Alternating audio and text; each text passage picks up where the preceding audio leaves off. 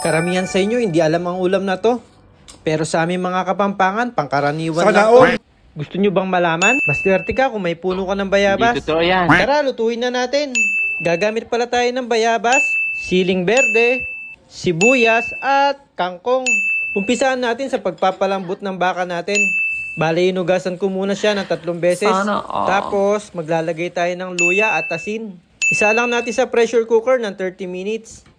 Pagkalipas ng 30 minutos, buksan na natin at pwede na yan. Sa malinis na pot, isaling natin yung sabaw at palambutin natin yung bayabas natin.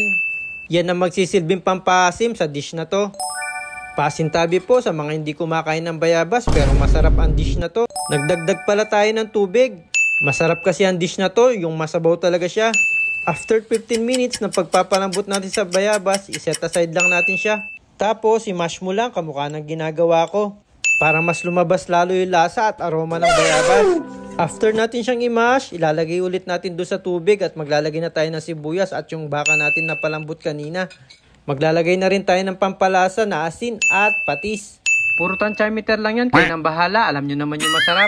Naglagay rin pala ako ng chicken cubes dyan, hindi ko na naipakita sa video. After 10 minutes na pagpapakulo natin, ilalagay na natin yung siling berde at kangkong natin. Pakuluan lang natin na mga 5 minuto pa.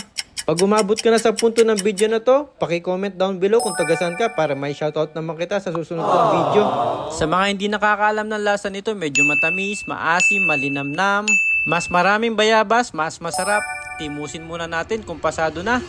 Ayos na yan! Sinigang na bayabas pala ang tawag dito, kanyama na! Sana all. Pag gumabot ka na sa punto ng video na to at may natutunan ka, palambing naman po, pakishare at follow na rin po ako. Maraming salamat po sa inyo. Ingat po kayo parate. Paalam!